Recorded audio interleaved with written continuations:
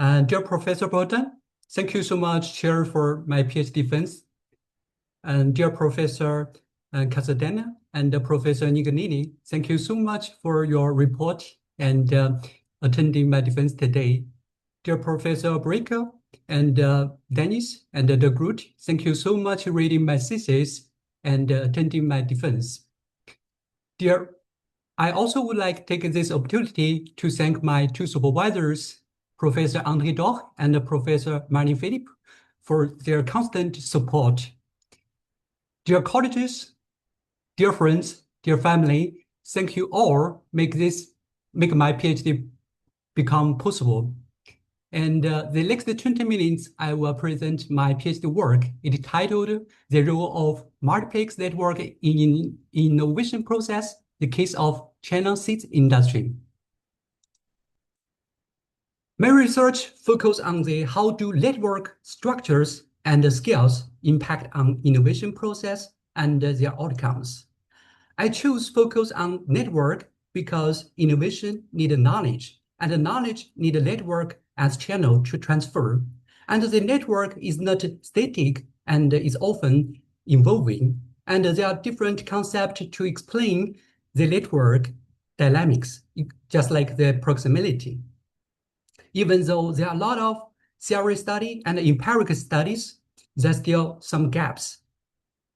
First, about the innovation process, almost scholars agree innovation is not a linear process. It's related to the different stage. However, most empirical studies still focus on the first stage, the R&D stage. The reason is so simple.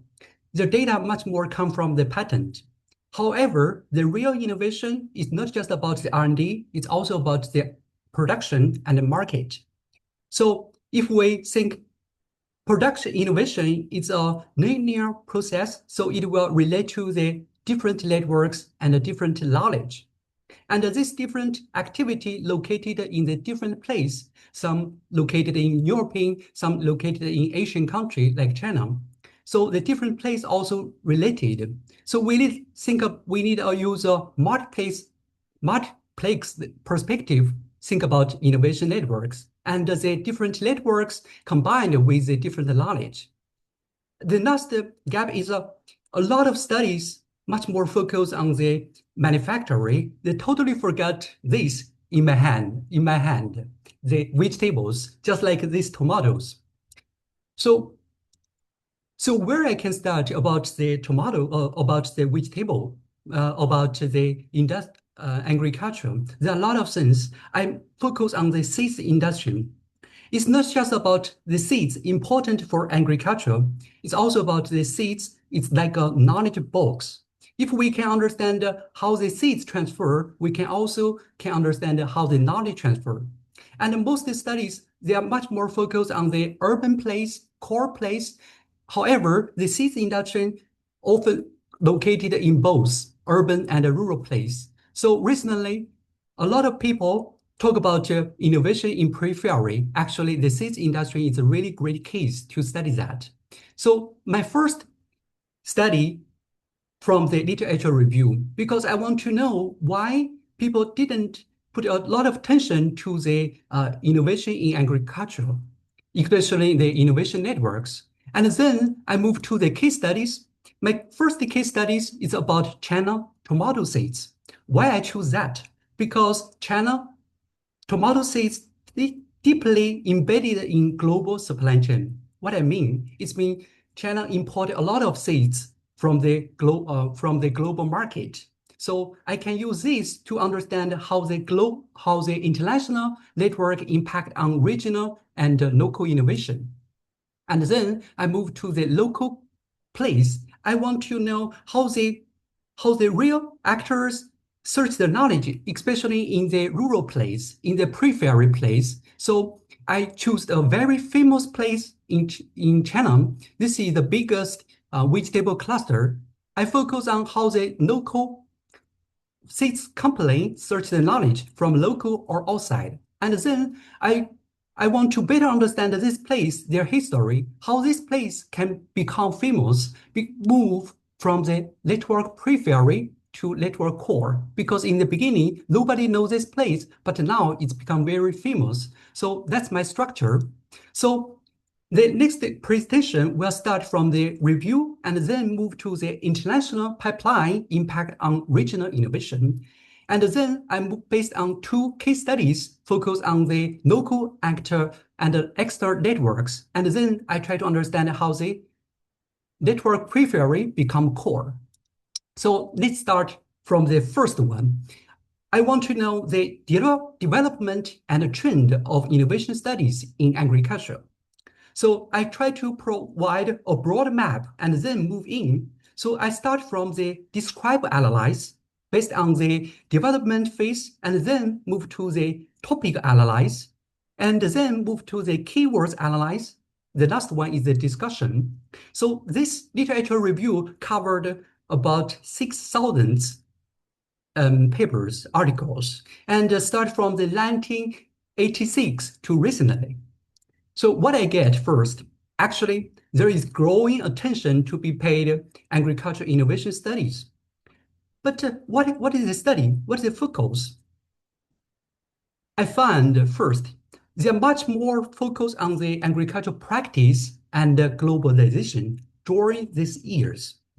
Recently, their study much more focused on digitalization and sustainability as to these 2 topics. However, I also find limited attention come from the economic geography, especially the innovation network studies. The limited attention to this. So this make me think about focus on the seeds industry, focus to understand the innovation in agriculture is really great case. So I want to show you this map. This map about China. The dark region is mean. The dark region is mean they have the local tomato seeds. And from this region, from Xinjiang region to this region and to Shandong province, they have the local seeds. So later, my case study will be in this place. However, you can also from the pie diagram, it means they import the seeds from the global market. It's not just about this region, they import the seeds from the global, also about the coastal region. All of this region almost import a lot of seeds from the global market. But why they import the seeds from the global market? A lot of study just focus on one type international business. However, I try to open this. I find they import the seeds is not just for the marketing, it's also for the production. They import the seeds and produce more, and also for the research. So maybe the different pipeline have some relationship, and they have the different impact on local regional innovation, performance, their networks. So what I found, first, I really found the international pipeline are not independent, especially the R&D pipeline highly related to the market.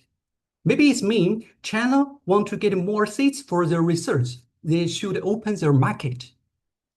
And the production is much more independent. And they have the different impact on local innovation performance is based on city data.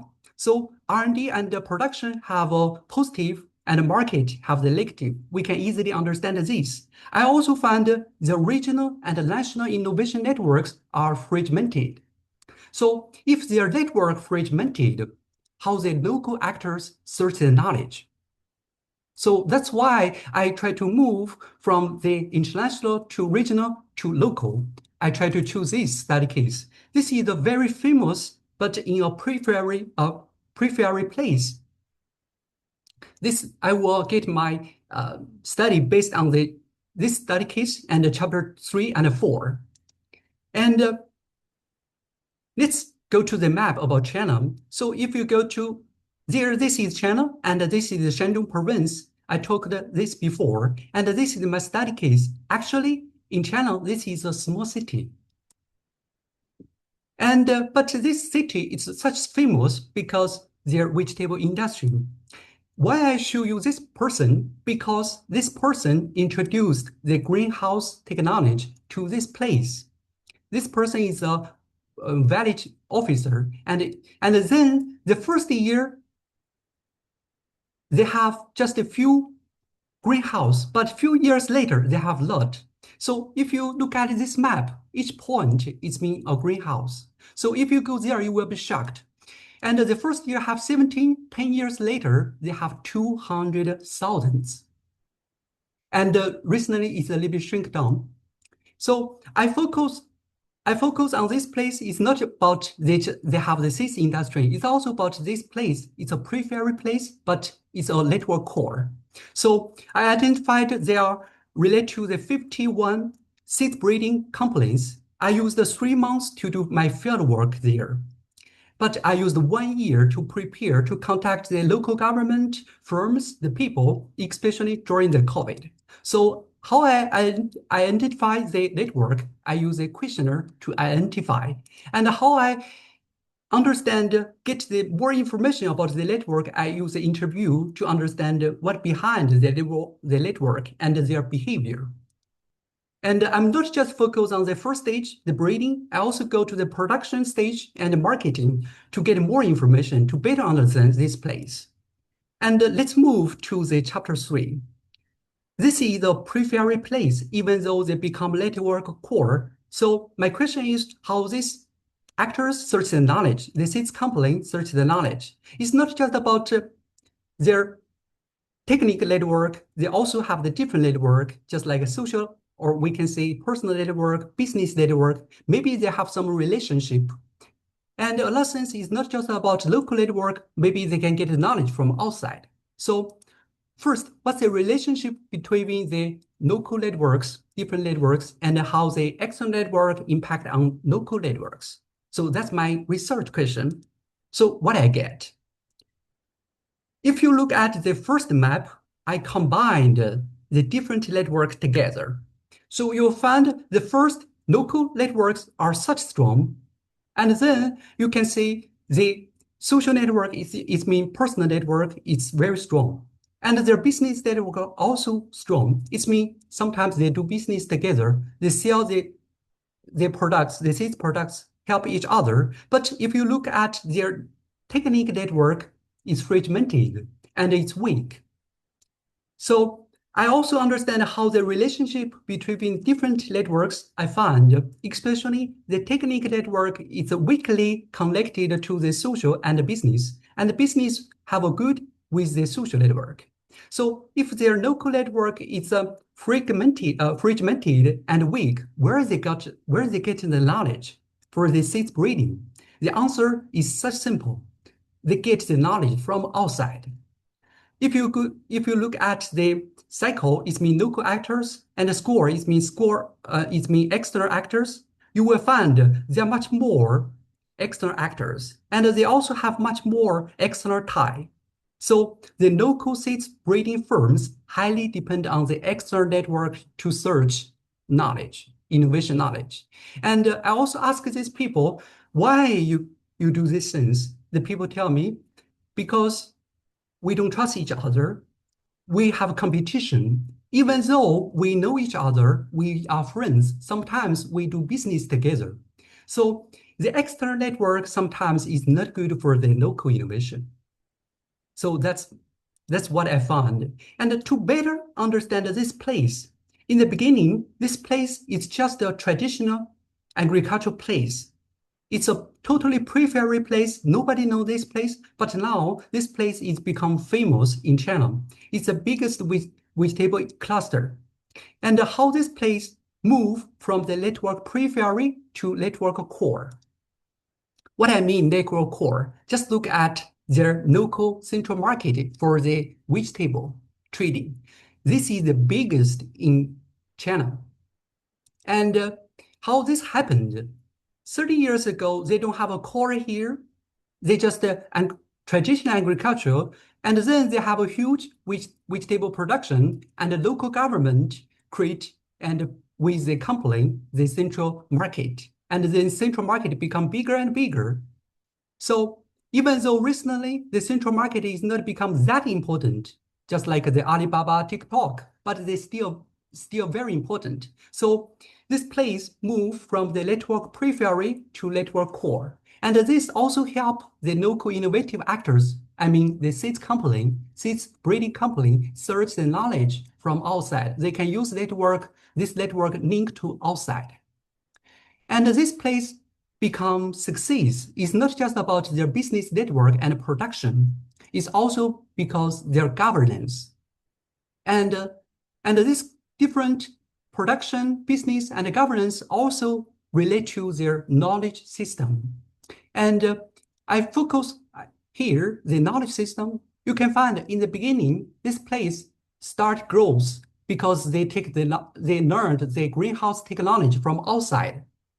And they become huge. And recently, they want to improve their seeds industry, especially seeds breeding. They also need to learn from outside. So they always get the key knowledge from outside. So the external network for this place, this periphery place, it's such important. So that's all about my research chapters. So the question is about how do network structures and skills impact on innovation process and their outcomes. I used the literature review, case studies based on tomato seeds and the Shouguang cluster, and I use a social network analysis based on the multi-layer, multi-scalar, and use a territory innovation system approach to understand how a place move from the network periphery to core in a periphery place. What I get. The agriculture, especially the seeds industry, is a very suited sector for understanding innovation network dynamics. And then the interaction among different international pipeline strongly influence regional innovation system. And then based on the Shouguang cluster, I found the local multi-networks are weakly connected and the local technical network is fragmented. Therefore, the local innovation in this periphery place highly depend on the external network for knowledge search. I also use the territory innovation system to explain how place can transfer from a network periphery to a core, even though they are still in the geographical periphery.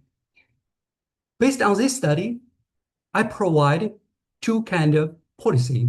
And the first is about the who of the seeds industry, because for some vegetable seeds, China seeds industry highly depend on the global supply chain. So they need a mission because the global network, international network sometimes is not good for the local innovation, even though they can use this network to learn something. So they need a mission, just like the cellulanic chips.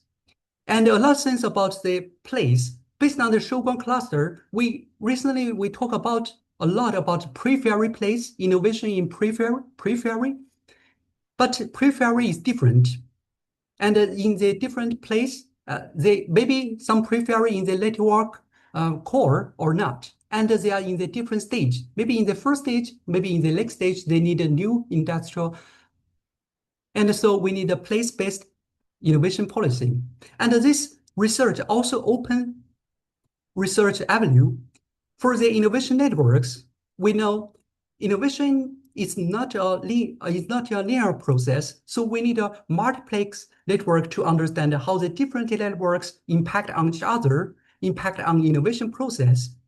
And recently, innovation in periphery is a very hot topic, but maybe we can focus on the innovation networks to understand how the local firms to search their knowledge from outside. Maybe they can use their network core or not. And the last sense, the seeds. I really believe the seeds is really good sector to understand how the knowledge transfer from the international to national to regional to local. And I also not just find the successful story in Shouguang cluster. I also find that there are some issues. And it's a dark side of innovation in periphery place. So I think we can combine the institution environment with the dark side. because we did explain how the national institution and with the local institution combine make these things happen. And then we can find a solution for this. And that's all. Thank you so much for your attention. Yes. Thank you. Now I will leave the floor to Professor André Thor and Marilyn Philippi. I don't know who is willing to speak, both of you.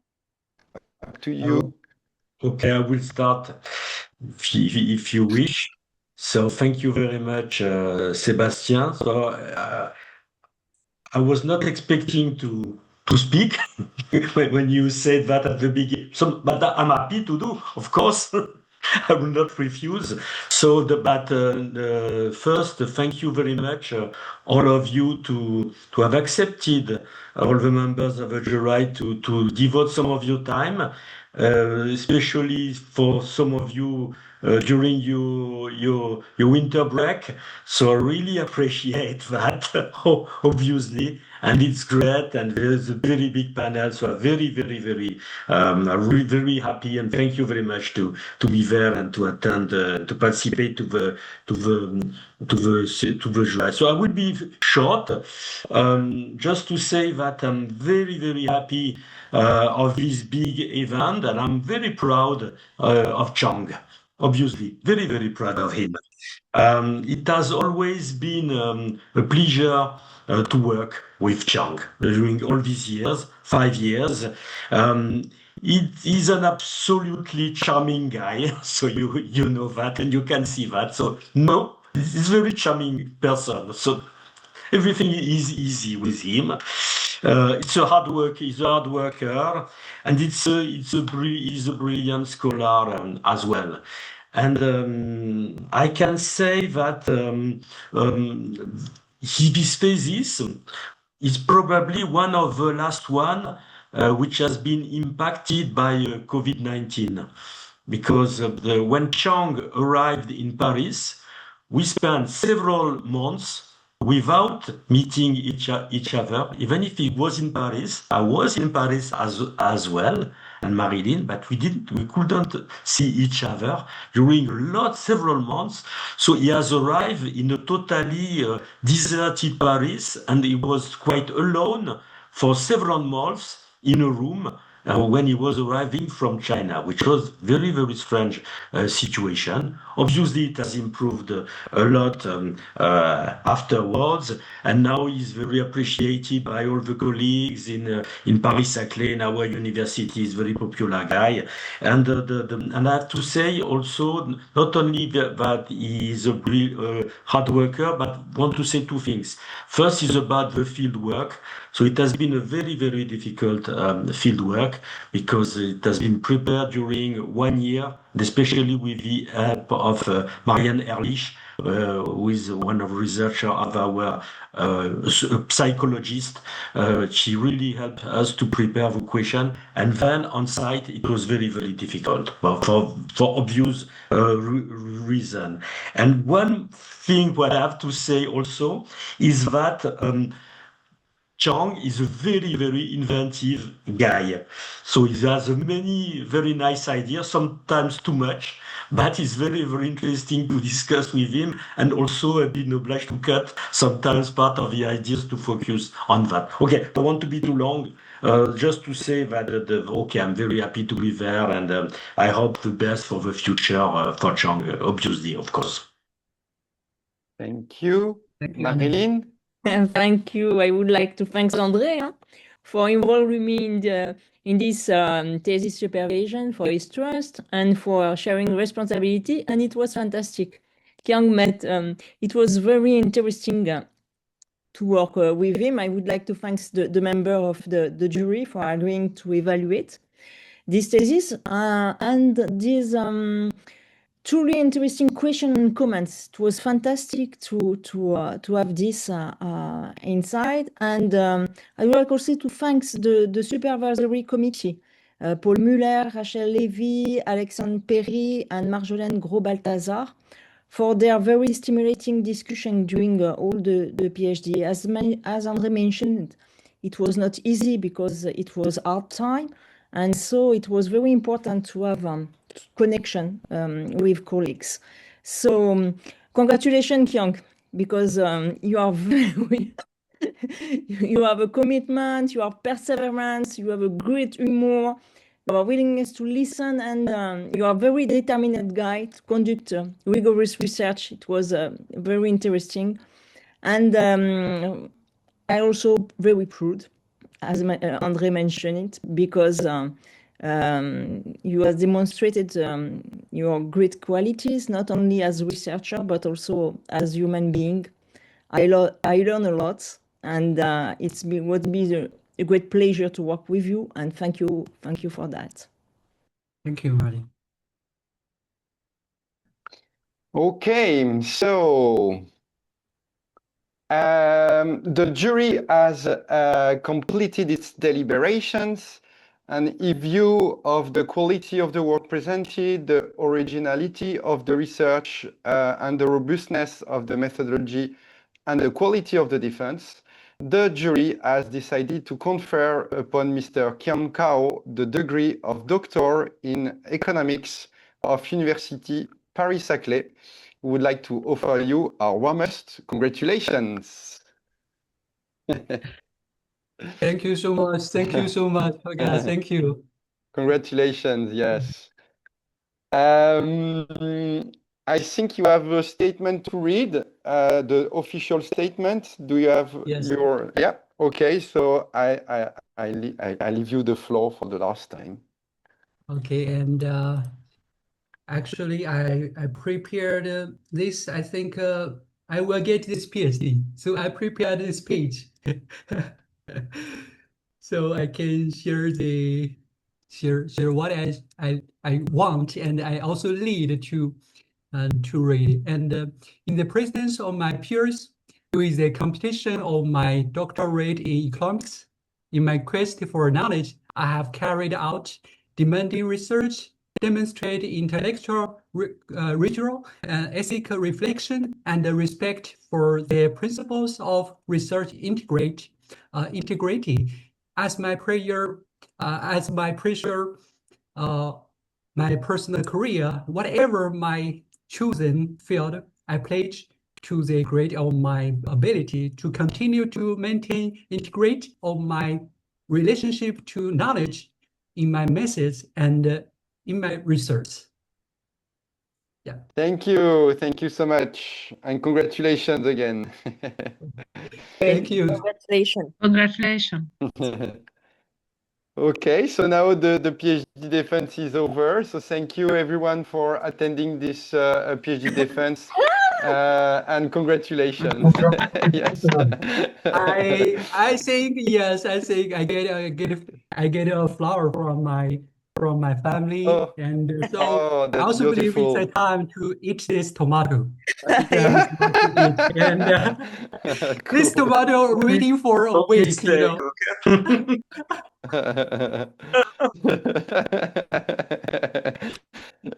Maybe we will see you in ERSA Congress in Sofia, and we'll have the possibility to have a drink with you cheers with this good one. Thanks a lot. Thank you very much, all of you, to attend and to participate.